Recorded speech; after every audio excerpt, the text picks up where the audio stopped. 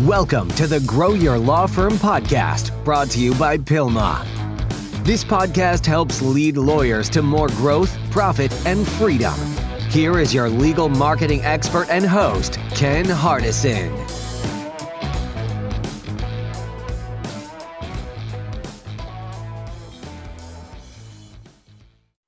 Well, hello, everyone. This is Ken Hardison, and welcome to another episode of Grow Your Law Firm.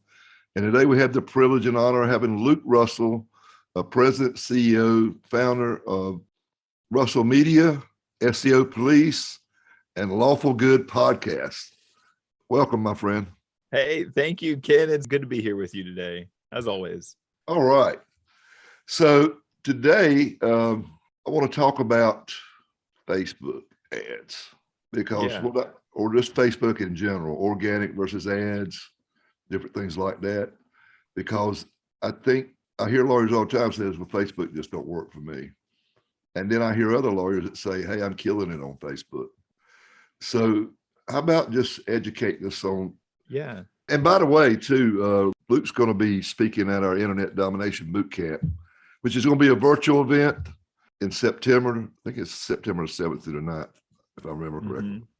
And you're going to be talking about Facebook. You're going to be a little bit more technical on that one, if I remember correctly. Yes. We'll get a little more into some nitty-gritty takeaways to think about, like, how do I really actually connect with people on social media? My specialty is Facebook, but a lot of it translates just to social media because social media is so different from something like TV or PPC. I'm not going to presume to know how to write for that. Right. Okay. Great deal. So where do you see lawyers make the big mistakes when they try to use Facebook or, even social media?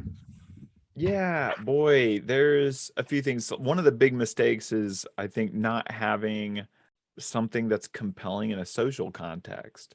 And so a lot of times, even today, people would still try to take what works on something else, whether that worked on YouTube or it works on PPC or it works on TV.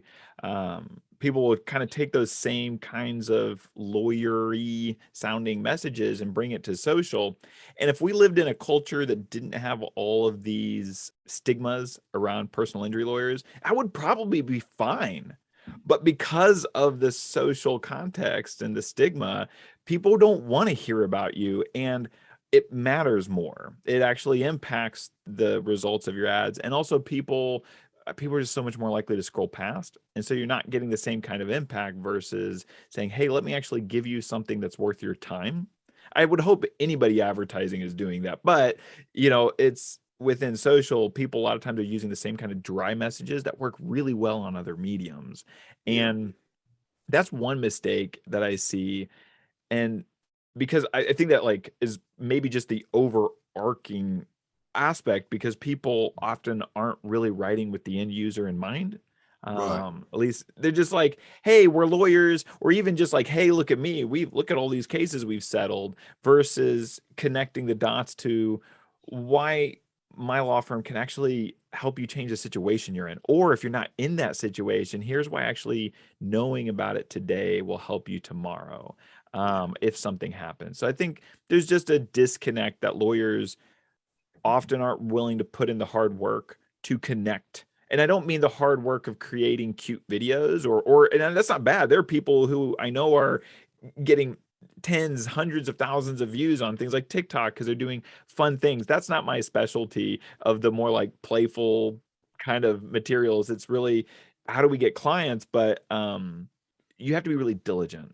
You have to stop and go, how do I connect with people? And you have to try a bunch of different ways to connect with people. And a lot of law firms will try one thing or two things and they'll go, well, I didn't get it to work. And if you were to say, well, I tried a commercial on TV, I spent 10 grand, TV just doesn't seem to work. And I'm like, well, that's so silly. We would never just say 10,000 on TV proved it can't work, but people are quick to judge social with that kind of small and buy. And I'm not saying people need to go unload their money, but I just think that's a mistake people make, is they go, well, I'll spend 10 grand. If it doesn't work, we tried it and I know it won't work.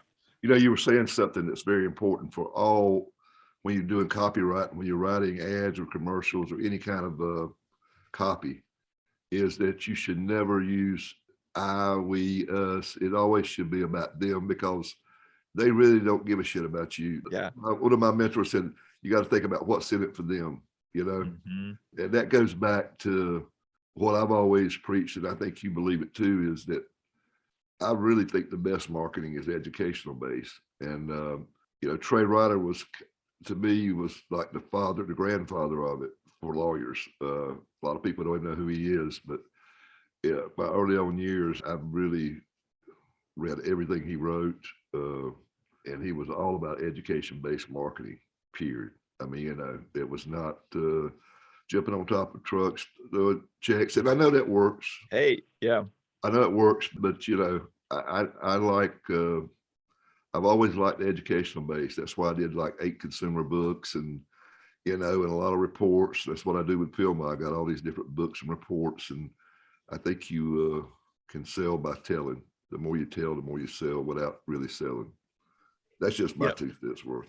Yeah, well, Kit, like, so we have over the last several years kind of shifted what we offer, how we offer, trying to really find our sweet spot. And we kind of really went back to our roots over the last year, which is back in the education-based marketing. We love it. We're really strong with that kind of writing. We're really strong with thinking like, how do we make something bigger than just a injured call me now kind of model? And even if whether it's mass torts or PI, single event.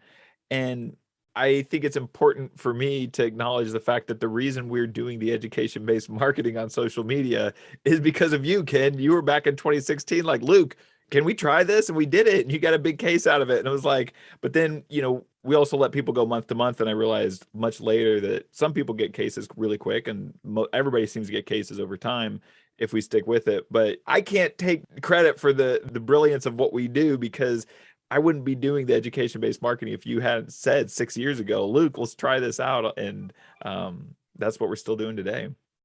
Well, thank you. I appreciate it. Well, I mean, somebody taught me. I mean, that's the way it goes. I mean, you learn from other people. I mean, you know, I give credit to Trey Ryder for me, for sure. Yeah. I mean, you know, he would teach me back that in the early 2000s. I mean, 20 years ago. Yeah. So, I mean, you know, and I'm just passing it along, what somebody taught me. I love that. But it works. I mean, I know it works. I mean, I prove it works. I built a hell of a law firm doing just educational-based marketing, basically. Yeah. And I think there's a lot of, I think one of the really important things to think about just is that the different messages connect with different people. And so I think a lot of lawyers, from how they talk about it, is they think that, you know, the people who don't respond to the TV commercial style ads of injured, call me now, get you a big check. And again, I'm not criticizing that kind of messaging, but there's a lot, that's only one kind of way to connect with people. And so when you think about how many people are seeing those and it doesn't resonate, or maybe like I think about the research you all put out last fall, winter about with your on consumer attitudes towards injury attorneys, the fact that so many people are worried that their friends or family are going to think they're greedy if they hire an attorney. You are not competing with the competitors. You're competing with people's consideration of not even hiring a lawyer. And so it's yes, obviously you're also competing against your competitors, like, but it's also you're competing against all these ideas in people's heads. So we've really taken on this idea of saying with education, we can help like lower the guard of like, oh my gosh, a PI attorney, you know, means I'm greedy, or they're greedy, or calling a law firm for a mass tort means, you know, maybe I'm a bad person. And so what we do is educating people to just realize like, oh, look, like those medical bills piling up that they might not get paid. And that's stressful. Okay. Like getting those bills paid can be alleviating of so much burdens. We can help and fight for you on that. You know, the frustration, the injustice, we can help you go after this to make, you know, so, but it's about reframing, but you can't just do that with one ad. They've got to soak it in and start to realize like, wait a second. And it's arguably objection handling at the core. Education-based marketing is addressing people's objections before they need to hire you. And so we want people, when they're ready to hire a lawyer, to be like, oh yeah, this makes sense. And to reduce the amount of, whether it's just confusion or fear of greed or hesitation for just because kind of like, oh, lawyers are, you know, kind of scary because they're prestigious or whatever it is for individuals. I view education-based marketing as really powerful in connecting with people in different ways, that you're fishing in a different pond really when you start doing that. You're not competing against the TV billboard king of your area. You're actually just sending a different message out, fishing in a different pond. And I think the other thing about it too is, I remember when people used to do blogs, and some wise man, I don't even remember who told me, said, listen, if you're not going to do it consistently, don't even waste your time. If you're going to put a blog out, once every 3 months, or do it 3 weeks in a row and then wait 6 weeks. And I think that's with Facebook and social media, you've got to be consistent, don't you? Yeah, so on the organic side of things, it's a totally different ballgame than advertising. Part of what I love about advertising is we can turn it on and we can immediately start getting data. We don't have to like post 50 things over 50 days and then try to analyze the data and see if we had any, oh my gosh, traffic. I wouldn't say traction, but traffic. Um, I love advertising because you can just turn it on. But when I think like with the education-based marketing, the beauty of Facebook is really loose rules on retargeting. So like if you try to go to Google and do retargeting, lawyers have a lot more parameters. So Facebook's just really, and it's not expensive to stay in front of people through retargeting. 500, $1,000, you can stay in front of people 10 times a month, a huge group of people. But then there's also part of what we do, and what I mean, again, you were invited us to try 6 years ago, was having a weekly email go out to people. And so we've written all these things, and so anybody can do that, but it's that consistency. So over the course of a year, we're sending people 52 emails. Like you can build it out, set it up so it's all automated. That's the beauty of the technology, but then you're consistently staying in front of them, connecting. And that's what, as far as I can tell, that's where the magic happens, is it's in that Yeah. staying in front of people. And I think that what, to your comment of that being really important, is it can actually be facilitated through just good technology, that consistency. You don't have to be getting on writing new content every week. You can just do the upfront work, set it up, send it out. You still got to monitor things, etc. But there's a lot of automation that can happen for any law firm without an agency, that you just get good email marketing software and Yeah. set it up, and there's consistency right there. Yeah. One of the things we're going to have at the, over the last 12, 18 months, there's a lot of automation that has come around for social media. And we're going to have one of our marketers for Pilma. You cannot believe what you can do now. I mean, we can take, there's software out there now, Luke, where they can take my voice and take one of my podcasts. And if I want to say something else, they can put it in there and it sounds like me. Man. And so they could edit the whole deal, and I don't have to regurgitate it. And then you got all this software that can take written words and turn it into a video with music and all this kind of stuff. I mean, there's just so many things out there now that was not here 3 years ago. I mean, it's crazy. I don't know. I mean, it's mind-boggling what's out there. I want to go back to retargeting, because some of our listeners or viewers might not know what retargeting is, and for their benefit, can you kind of explain what retargeting is and how it works? Yeah, so maybe another way to think of retargeting is like follow-up advertising. It means that this person has, within the Facebook ecosystem, and just to clarify too, when I say Facebook and Instagram are one and the same when it comes to an advertising dashboard. But when we're talking about Facebook and Instagram here, it could be somebody who came to your website and you can retarget them. And yes, if for all the iOS 14 changes that did restrict some capacity of this, yes, that has affected things. But there's still a lot of people on their computers, they'll go to your website and you can follow them on Facebook from there. That's one form of it. Another is if you have an email list, you can just upload that into Facebook, say, hey, I want to show these people ads. And very inexpensive if you think like if your email list is 10,000 people, Facebook maybe finds 5,000 of them. On Facebook, you generally would spend on that kind of thing $30 to $50 to show your ad 1,000 times to those people. So $50 to show to your email list, every month is pretty inexpensive. But then it can also be with retargeting if you have a Facebook page, and let's say you're doing a lot, and you would be able to do this on other platforms like TikTok. But let's say you have somebody who's creating content and all these different things, and they're posting, and you have people commenting and watching your videos, you can say, hey, people who've been watching my videos, I want to send them ads now. That's retargeting, because I'm saying somebody who entered my ecosystem. So if I can say anybody who clicked on my ads, or I want to target them. So there's a lot of ways. So you can have an ad campaign where you get to retarget people who maybe didn't actually even go through your website, but they clicked something within the ad, and now they're able for me to stay in front of them, because somebody who clicks at all might be a little more likely to actually be a good person to stay in front of. So some people call it remarketing, retargeting. Sometimes I've used the phrase follow-up advertising because it's just that follow-up, staying in front of people who have already been exposed to you. The thing I love about it is if they don't click on the ad, you don't pay for it, but you still got the exposure of the ad, the branding of the ad. Yep. So let me ask you this. Have you ever, like some law firm says, they've got, say, an older law firm, they got 10, 20,000 past clients, and maybe they were smart enough to get the emails, through the years.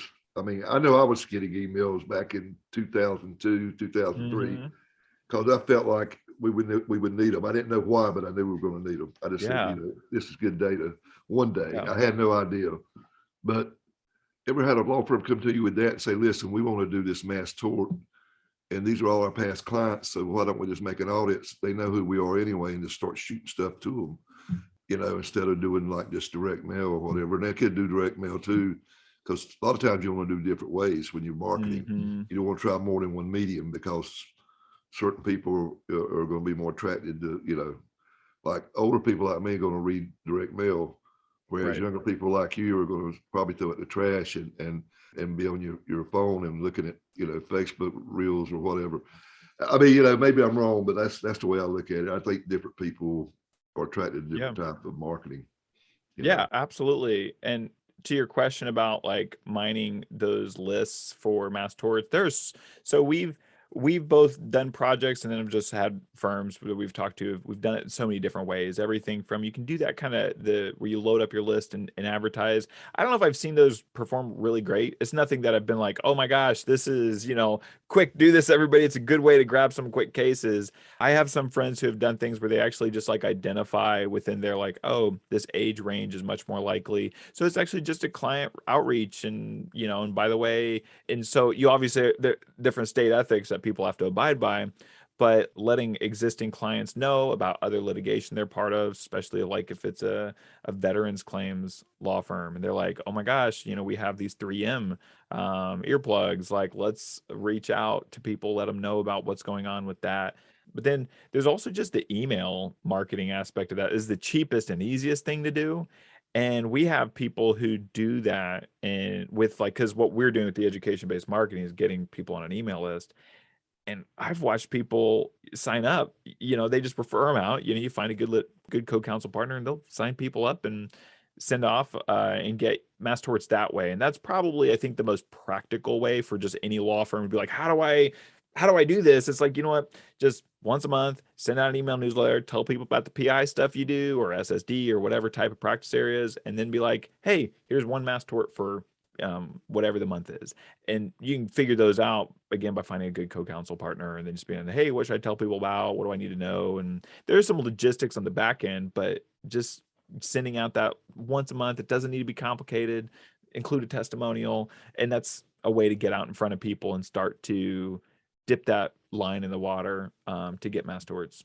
Can you give us an example? I mean, because we keep talking about educational-based marketing, but I would, you can take one campaign or something you did, what you mean, what you did, how you did it. Yeah, let's talk about motorcycles because it's the one I've run the longest. It's the one that you invited me to do, and we've got incredible case studies. I got an email the other day from a client who's actually in Houston, and we're not talking about huge budgets. Now we're talking about like, spending 50, 60,000 bucks a year. So I'm not talking about nothing, but we're also not talking about Law Tiger kind of fees. And so I have a guy in Houston who was on ad spend. I think he was spending $2,000 a month on ad spend plus our fees, which are flat. But he, at the 5-month mark, he's like, hey, Luke, I just signed my first big motorcycle case. And it's like, it's really exciting because he's not signing volume, but we've seen these like big cases come through. Justin Lovely is someone who we've spotlighted a lot of times, who's, multiple policy limit cases, things he's taken to trial. So that's been, motorcycles is the one we've just tested more than anything. And what we do, and this is, I don't want to pretend to take any of the genius away from we built this model around your ideas, Kens, and then we refined it over the last 6 years. But we advertise a free report. We say, hey, I think it's like mistakes bikers make after an accident or something like that. And it's what we're trying to do is, and we're targeting a whole totally different, highly technical conversation about the algorithm. Well, let me just say, like, with where we are today with Facebook, it's better to target wider and then make sure. And we've actually been writing about this in the Pilma magazines. There's a lot of really good articles where I've outlined why this matters, but it's you generally want to target wider on Facebook. And so we're just like bikers. We have a couple different like motorcycle based interests, and so we say, hey, here's a free report, and we come at it from different angles, talking about whether it's talking about insurance companies, talking about just safety and the fact that drivers are often not paying attention. And then as a biker, they're not looking in their side mirrors, they're not, and so we're connecting with people. But when we're saying, hey, sign up for this free report, and so they click on the button up within Facebook, TikTok, pops a form, you fill out your name and email, and then we send you over to Infusionsoft, an email marketing software, where people get an email right away, but then once a week, every single week, it's relevant to motorcyclists. And so it's everything from we're educating them on like insurance tactics, to testimonials from the law firm, to, by the way, here's other practice areas we do, to like, here's a thing, get your bike checked out every so often. It's like, it's just coming at it from lots of different angles to talk about, motorcycle, both from the injury standpoint, from a safety standpoint, from how law firms help with medical bills and being wary of the insurance adjuster. And just, again, 52 weeks, this is a lot. And so then we're also retargeting them at the same time. And so the only cost to email marketing is whoever is doing the work. Somebody's got to do it. But if you do it yourself, then you just got to pay for the money for a monthly subscription for email marketing. Yeah, and So you can get MailChimp for like $15-20. Yeah. Yeah. It doesn't have to be, it'll be time intensive if you do it yourself, but you can fully, if you want to write out stuff, like I'm all for that. MailChimp, it's just figuring out how to do the, send this 7 days later, send that 7 days after that. And like, you can go and set this stuff up yourself. This is not like you only get the magic if you hire Luke. It's like, it's just, the magic is we just do the hard work for you. But you can do this yourself and go in and set it up. So that's the system. And so what we've seen is over time, it produces, well, I want to backtrack that. I was gonna say a lot of high quality cases. It produces a low volume of high quality cases. And there's like when I say quality, I mean just like the size of the resolution. Value of the case. Yeah, that's a good thing I like about motorcycle cases is there's usually injuries. It's just a question of whether you got insurance. And that's why I pushed to really inform them about getting under insurance and, uninsured in case somebody hits somebody that don't have enough so they're covered. And, they appreciate that. So when they do get hurt and, you did it, you helped them or you offered a free audit of their policy, say, listen, I'm not making anything. I don't sell insurance. I'm just going to tell you if you got what you need or you don't have what you need and why you need it. Because most of the insurance agents don't want to write it because, they get dinged if they get claims, and anybody gets in a motorcycle accident is going to have a claim. I mean, it's just the way it works. Right. You're pretty much going to have an underinsured claim unless a transfer truck hits you. Yeah. But so I like that. I think that helps explain what it is because I think the deal is, and what we're talking about is advertising, not the organic. Right. Organic's where and I guess the organic's just more branding, really. And I mean, I don't see it as much now. You see lawyers putting their TV advertisements on there. People are just turned off by that. Yeah. I mean, I see, seems like me the best ones are when you're just doing stuff, and because people hire lawyers they know, like, and trust. And so if you can become humanistic, I think you use that to humanize yourself and say, hey, I'm a real person, and I have deals, I have good times, I've had bad times, and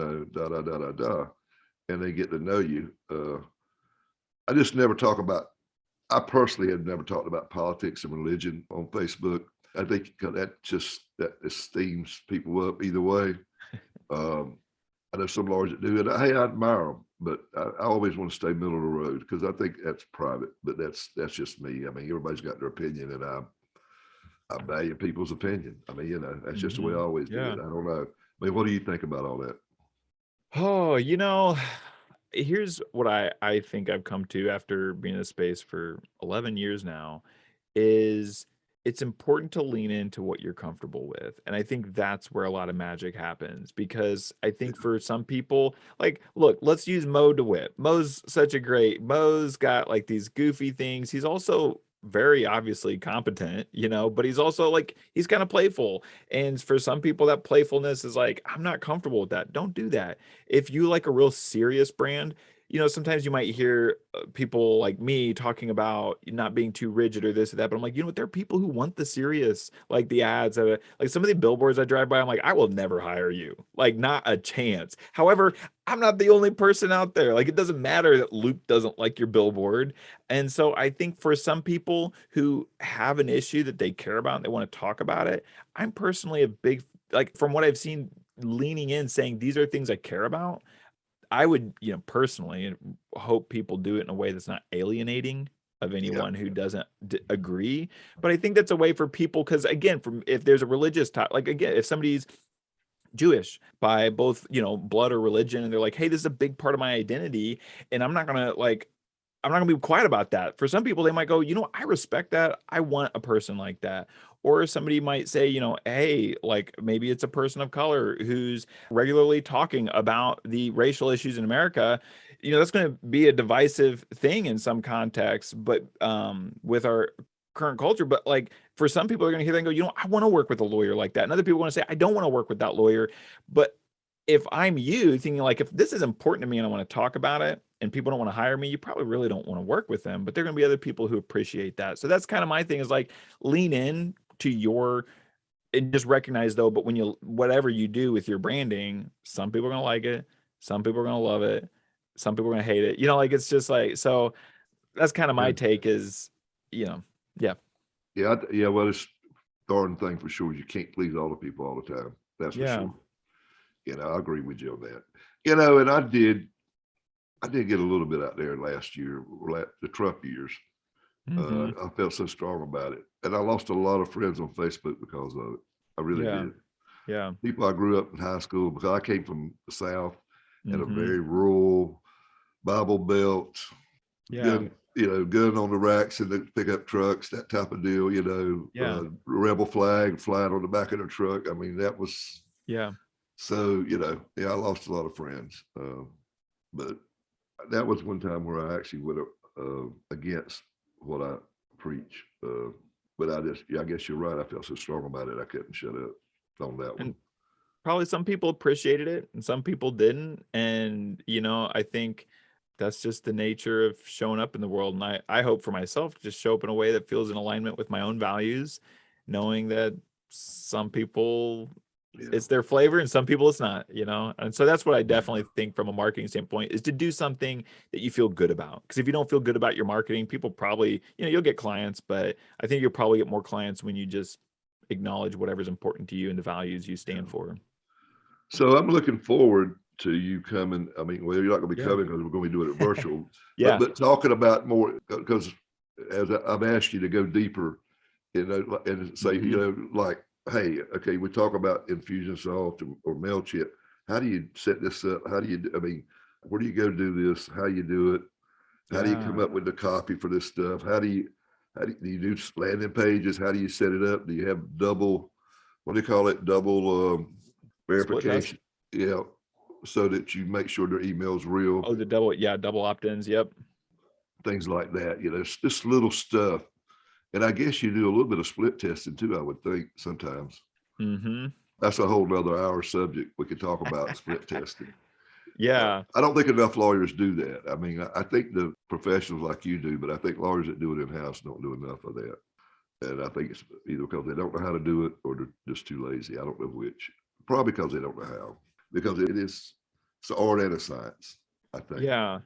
And you got to have both like the technical configurations as well as just the marketing savvy to understand what are we going to split test. And then once you figure out what you want to split test, you got to go figure out technically how do you split test that, and when are you doing a legitimate, like a technical split test versus just testing multiple ideas. And they both have their place. But yeah, I think there's just a lot of technical barriers to trying it. And going back to my earlier comment, I think part of the thing is people are quick to say Facebook doesn't work for lawyers. And I think part of it probably is just that so many people haven't really put that much work into it. And there's a lot of, there's just not that people haven't taken it seriously, I think, as like a serious medium for growing their business. And so there's just this quick, like, well, I've heard it hasn't worked for others. I don't want to spend more than 10 grand. After that, I'm kind of out. Like, and that's fine if that's all you want to spend. But if you really want to turn it into a profit source, you got to figure out how it really works for you. So there's that methodical testing of different things and being willing to spend, even if it's all in house, you got to spend the money to test all the ideas. And then, there's just there's a lot of parts to something like Facebook. It's not a child's, game. Good deal, my friend. So if people want to get up with you, Luke, how can they do it? Yeah, russellmedia.us. You can go there.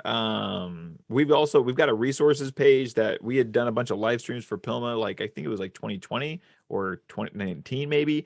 And so it might seem like, oh, that content's dated. Ken, side note, I just found one of my first articles I wrote for Pilma the other day. It was from 2017. I was talking about the algorithm, which is funny because 5 years later, I'm still talking about the algorithm. But there's so much, like if you go to our website, we just have, if somebody's thinking, I want to do this stuff in-house, on our resources page, we have 12-part hour-long trainings with PDF downloads to go with it. It's all free. And there might be some, like, the technical configurations are different now. All the concepts are the same thing we do today. If you want to do this in-house, go check out russellmedia.us, and it's russellmedia.us. All right, my friend. Well, listen, I look forward to, as we're filming this or recording this, we still hadn't did the summit yet, which you're going to be speaking at that too. But that'll be long gone by the time this hits the air. But I look forward to seeing you and hearing you at our virtual summit. Well, not summit, but Internet Domination Bootcamp for Lawyers. So it's going to be good. It's 3 days, from like 12:30 to 5:30. You can't make all days. If you sign up for it, you get the videos. Awesome. Free. Well, free, yeah, if you sign up for the deal. So really, it's a no-brainer in my opinion, because I don't know what I've always said is that trying to keep up with online marketing is like trying to paint a moving train. It's changing. Yeah. All the time. And I have one specialty, and that's social media advertising for lawyers. That's pretty specific. And it's a lot for us to keep up with. That's just one tiny sliver of digital marketing. And so, like, I'm excited for the summit to see and hear from all the other speakers. Yeah. All right, my friend. Well, take care. And till next time, this is Ken Hardison, dedicated to your success.